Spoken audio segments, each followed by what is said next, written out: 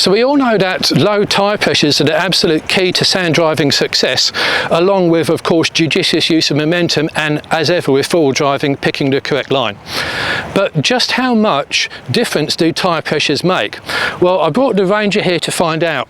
The tyre pressures are at the moment set to 40 psi, and I'm going to progressively drop them, and every time I drop them, I'm going to be going up this sand dune over here.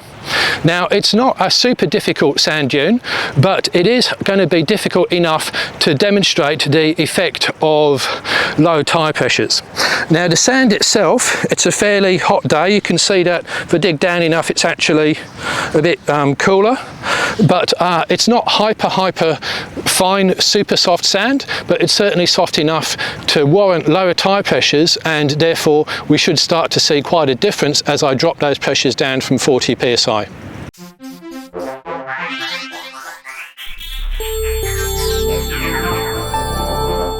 So what exactly happens to a tyre when we reduce the air pressure? Take a look at my Ranger tyre at 45 psi. The part of the tyre touching the ground is circled, and that's called a contact patch. Now, as the tyre's air pressure is reduced, the contact patch becomes larger, getting longer but not wider. This means that the tyre doesn't sink into the sand as much, and you can see the effect in these photos from 45 psi to 10 psi. Watch as the contact patch increases in size as tyre pressures are reduced. And here's a quick look at 4 common tyre pressures so you can get an idea of the difference in contact patch size. So let's start the runs beginning at 40 psi if you look in the top right hand corner. In all cases, the Ranger is in second low. I'm keeping the revs at 1500 RPM, and I'm stopping when the wheels begin to spin, but before I've dug myself too deep in. Still at 40 psi, the in-car view. Do not recommend 40 psi for sand, but this is just for the purposes of demonstration.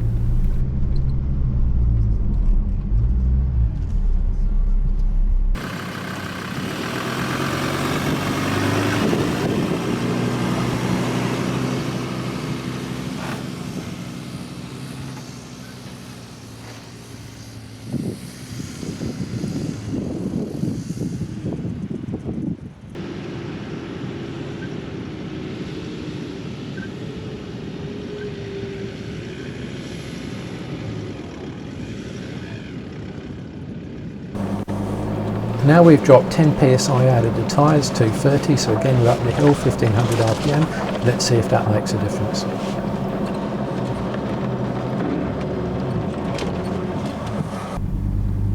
Now notice this bouncing as we start the ascent. That sort of bouncing can definitely rob you of valuable momentum, so lower tyre pressures mean you don't need to go as fast, and then that becomes less of a problem.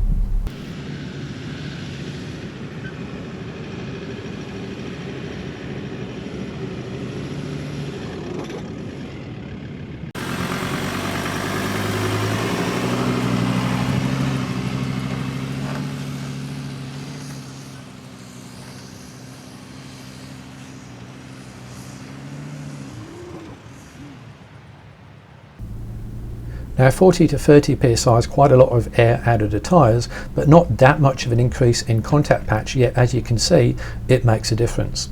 So continue watching to see what happens when we drop pressures even further. Now we're down to 25 psi, which for this vehicle, a four-wheel drive of about 3 tonnes, is about the highest I'd use for anything really that you could consider softish sand driving.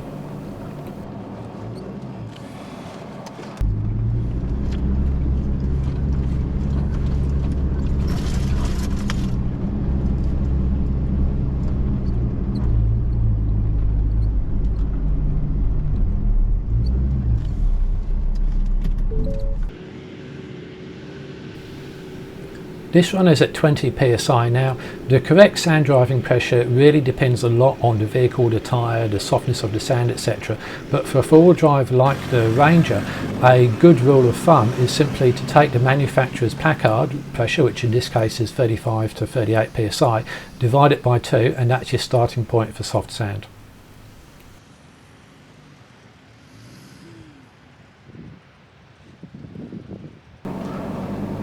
Now we're down to 15 psi, which is my typical sand driving pressure for a sand terrain of this nature, but we can get a bit lower, even down as far as 10.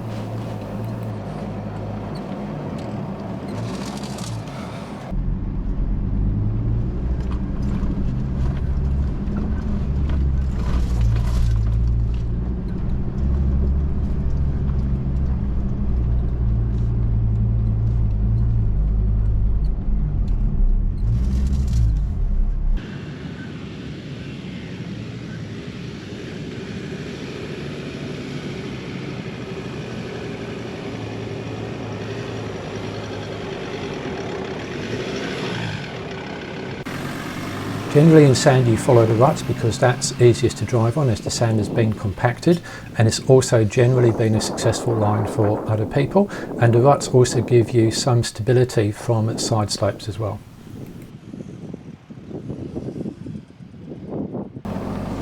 Now we're down really low. I typically wouldn't go much lower than this because you really don't need to. The tyres almost become caterpillar tracks at this sort of pressure, and you can also drive only very slowly, and there's a risk of running the tyre off the bead.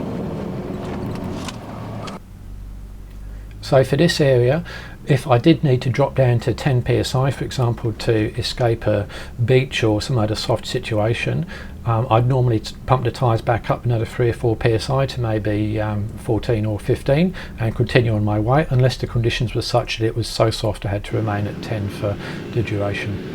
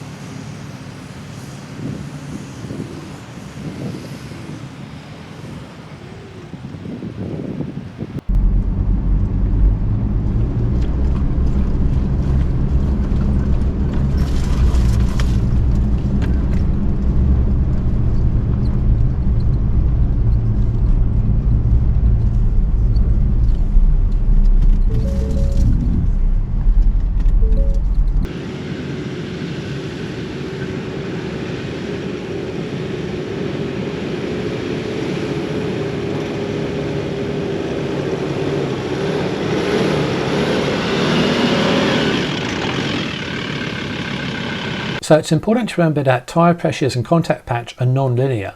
This is what I mean. Top left hand corner you can see we've got our tyre 40 psi, and that's the length of the contact patch. I've measured that, and this is a scale diagram, and that's the length of the contact patch there. That's at 40 psi.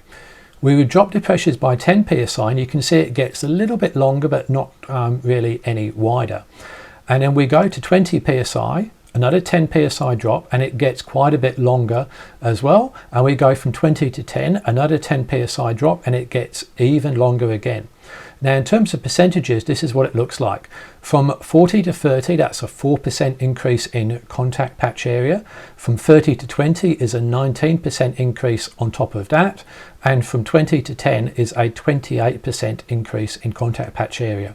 So what that means is that even 1 or 2 psi, once you're below about the 20 psi mark, really makes a difference and can spell the difference between you getting up a sand dune or out of trouble or not.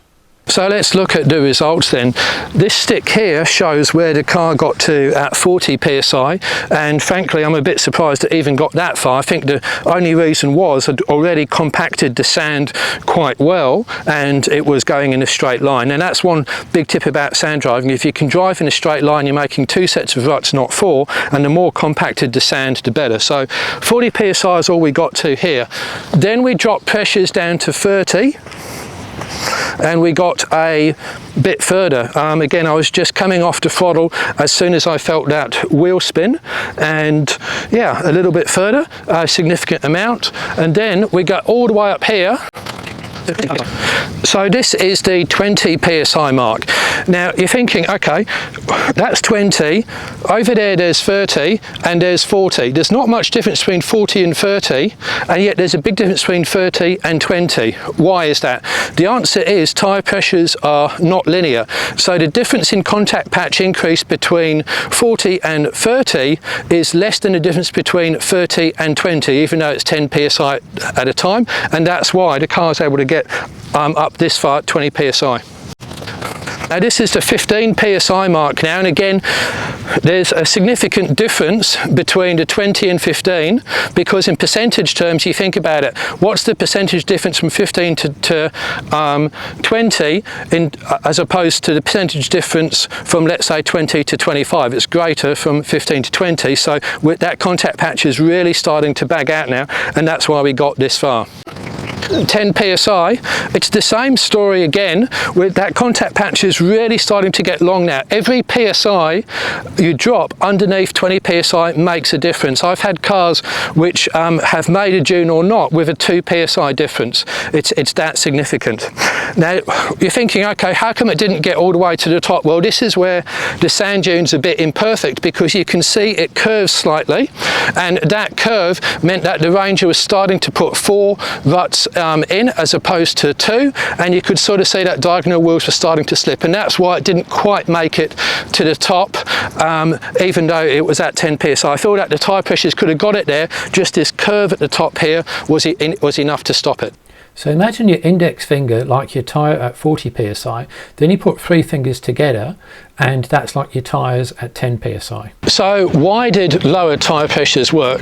Well, the answer is the contact patch of the tyre is increased, i.e. at 40 psi it's probably about here and here, whereas at 10 psi it's about there and there. So we've got much more tyre touching the ground. That means the tyre doesn't sink in as much to the soft sand, and you get less rolling resistance. It's a little bit to do with traction, but it's mostly to do with reducing the rolling resistance, and that's why I've got to really lower your tyre pressures in sand. Now there's disadvantages to lowering your tyre pressures. One is you do reduce your ground clearance a little bit, but you sink in less, so there's kind of a trade-off. The other one is that when tyres are this low, and this one's now at 10 psi, if you turn tightly you can separate the tyre from the wheel, and that's not a good idea. That's debeading a tyre. You can put it back on, but really you want to avoid that as well. So if you drop the tyre pressures, you've got to drive slowly, because at low pressures there's a lot of flex. The tyre will flex a lot from round to flat at the bottom, and the more it flexes the more heat builds up, and if I was to run 10 psi at highway speeds there'd be so much heat build up it would actually damage the carcass of the tyre. But at slow speeds, you know, we're doing 5-10 k's an hour, that's fine. Normally for this sort of sand I would go around about 15 psi, which allows us to not worry too much about overheating the tyres at slow speed, yet it's soft enough for us to be able to get up over sand dunes with a little bit of momentum, and if needs be I can drop them down to 10, and as you saw that makes a big difference. So I hope you found this video useful. If you've got any questions please drop them in the comments, and thanks for watching.